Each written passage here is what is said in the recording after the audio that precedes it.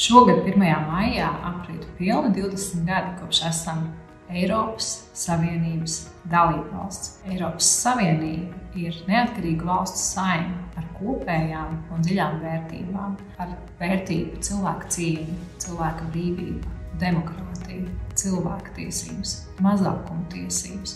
Un Eiropas Savienības ietvaros cilvēki var brīvi ceļot, studēt, pārvietoties un veidot savu dzīvi lielā kopējā Eiropas telpā. Tiesiskums un likumvara ir arī viens no galvenajiem starptautiskās drošības balstiem.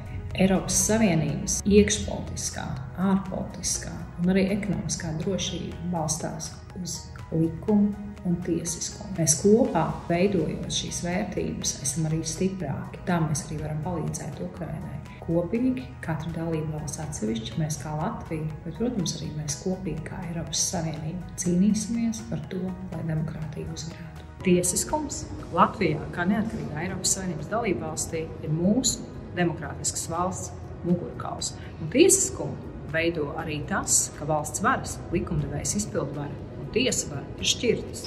Viens likums, viena taisnība visiem, savukārt Latvijas tiesas cieši sadarbojas ar Eiropas Savienības tiesu, kas gādā, lai visiem Eiropas Savienības pilsoņiem būtu vienādas tiesības un iespējas, neatkarīgi no tā, kurā Eiropas Savienības dalībvalstī viņi atrastos. Paļāvība uz tiesisku valsti ir katram Eiropas Savienības pilsonim.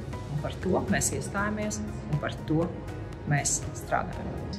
Tiesiskums un likuma vara ir ļoti nozīmīga Eiropas Savienības vērtība, un Latvija, kā Eiropas Savienības dalībvalsts, piedalās gan tieslietu ministru sanāksmēs, gan arī kopā ar Eiropas Savienības tieslietu komisāru strādā pie tiesiskuma ziņojuma par Latviju. Kopā mēs esam lepni kā tiesiskas Eiropas Savienības dalībvalsts.